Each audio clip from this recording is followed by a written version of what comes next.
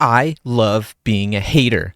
It is really fun. Though a lot of the things I hate tend to be very silly things. At best, they're insignificant, and at worst, they're just petty.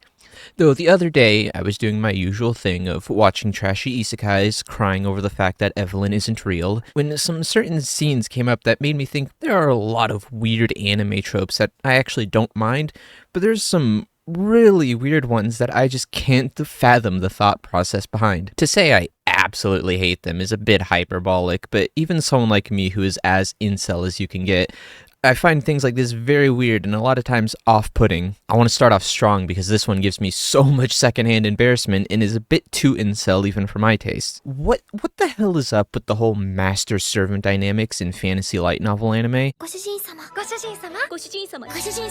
There's this currently airing series that I'm just gonna put on screen because I'm not fucking reading all of that. The main character is turbo busted because, of course, that's not the issue. He forms things called contracts with these girls, which in turn makes them more powerful, and I'm gonna be real, I don't think the MC even gets anything out of it other than being such a nice guy. For some weird-ass reason, after they form this contract, the girls decide that they should start calling the MC, who was just their friend up until a minute ago, Master. He makes them drop it very quickly, but what was the purpose of doing it in the first place? Along with this whole contract thing, the girls are now forbidden from ever disobeying him, though of course he never forces them to do anything because she's just so amazing and such a stand-up gentleman with an incredibly massive cock. I get the whole concept of wanting to have a person you're close to who will stick with you thick and thin, but it's just so weird to be treating that person like an object you can do whatever you want with, and it's even weirder when the girls actually want it. Also, in the same realm of this, what is up with all the slave anime? I don't know what they teach in Japan, but here in the States, I had it drilled into me that slavery was historically a big no-no. So I'm stuck wondering why all these anime not only make it commonplace in their setting, but also seem to glorify it. Like, take this show for instance. Firstly, that title is a lie. There was only one girl throughout the whole show. Secondly, the fact this dude casually just buys a slave girl and makes her have sex with him because she literally can't say no is just so unsettling to me. Yeah, she develops feelings for him later, but I was taught this word in school that helps accurately describe the situation. Stockholm Syndrome. It feels very much like how Western shows and movies show an obscene amount of sex and gore because this is a mature show, only for mature adults. Aren't we so cool and mature because we have heads exploding and a chick's pussy hanging out? While we're on this topic, I have one last complaint semi-related to the last two. I really hate it when the protagonist ends up in a situation where they save a cute girl or something, and so now the girl feels obligated to repay him with sex. I recently read a light novel series, but ended up dropping it, called Reborn as a Space Mercenary. There's this thing in the series, I don't even know what to call it, where if a woman is on a man's ship, it's insinuated that the two are banging. So whenever the MC adds another girl to his harem because he saved them from some bad incident they were in, they feel the need to have sex with him just because they think that's what's expected of them, and I just find it super weird. Maybe I'm just a prude. For as long as I remember, I've always been a member of the sex is sacred camp, so stuff like this has always been a huge turnoff for me.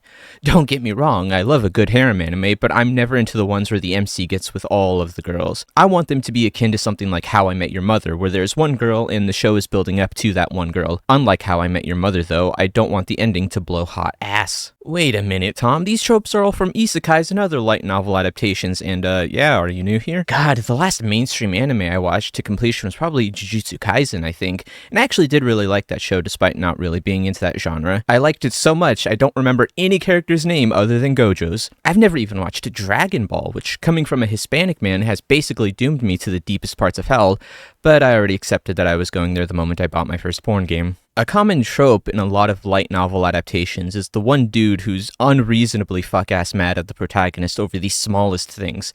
I don't hate this trope, I certainly don't love it, but I can put up with it. The versions of it I don't like, however, are the ones where it's the main character's brother with an inferiority complex who does something stupid and either ends up killing themselves from said stupid thing, or the MC has to kill them, and I do not get the logic behind that. The whole trope is part of the escapist fantasy of getting back at those who've wronged you or something, but what did your brother do to make you feel that way? I love my brother. I could never imagine feeling this way. At least throw Oni-chan a bone and give him a redemption arc. Why do you gotta kill him? Do the MCs lack that much sympathy? Yes. Yes, they do. Next on the list of tropes I don't understand, therefore they are bad, are bloodthirsty protagonists. It's especially jarring when it's a high school main character who ends up in another world and takes no issue whatsoever in killing people. I understand if they end up having to do so, but at least show that killing someone isn't as easy as it seems. To me, it looks just like another revenge fantasy for the viewer to vent their frustrations, and if your fantasies involve killing people, I think there's another issue here that needs to be addressed. Spoilers for Trapped in a Dating Sim, but in the anime, the main character Leon jumps through quite a few hoops so he doesn't have to kill anyone because he doesn't want people's deaths to be on his conscience. In the third volume of the light novel, war breaks out and Leon does have to resort to killing his enemies, but at least the writer showed that he wasn't happy about it, and it mentions Leon throwing up multiple times because of it. It's not brilliant writing, but I at least appreciate its addition and shows that he is somewhat human and doesn't take pleasure in killing people, unlike other light novel protagonists. I want to mention Space Mercenary again because I really hate the series. When the MC is flying around in his ship, gunning down pirates, we get dialogue of said pirates surrendering and begging for their lives, but the MC just laughs it off and blows them up anyway, which unsettles me, but then like a few chapters later, someone goes, oh yeah, those pirates, they're actually human traffickers and stream their games through the cloud, real pieces of shit, which sure makes me feel less bad about them dying, but it doesn't make me like the protagonist anymore. And why is he so chill with killing people anyway? He was just an early 20s nondescript gamer. I feel like that type of person would take the biggest issue with killing someone, considering that type of person can't even order extra ketchup by themselves. Finally, a really funny one that I don't really hate but just find really damn silly and very indicative of the target demographic. Most isekais involve a teenage high schooler who gets transported or reincarnated to another world, and since these types of shows are meant to be escape fantasies for the presumably teenage viewer, these shows sometimes make note of the fact that the age of adulthood is much lower than it is in real life. Usually like 15 or 16. And of course, the age to consume alcohol is insanely low as well. In World's Greatest Assassin, which sucked ass, mind you, I think the age of adulthood in that show was like 14. I certainly remember the protagonist of that show literally going into brothels before his nuts even dropped, which is something. Does the average teenager wish to be an adult that badly? It's not as cool as I thought it would be. I have to do taxes now and ask for my own ketchup. It kind of fucking sucks, to be honest. Once again, Chad Thundercock Leon Bartfort is here to be uber mega based once again. The age of adulthood in Trapped in a Dating Sim is 15, as well as the drinking age, but because Leon hails from Japan where it's 20 years, he holds off on drinking at all until then, even though he can legally do it in this fantasy world. I don't get the appeal of it. I tried a Mike's Hard when I was under 21 and it was fine, I guess, but to be honest, alcohol is kind of overrated, so I don't get why teenagers are in such a rush to try it. I guess it's just an adult thing to do and that makes them interested in it. Alright, that's all I got. Like and subscribe if you're not a bitch. Okay, bye. Oh, Kugisaki. I remember Kugisaki. Okay, now that's all.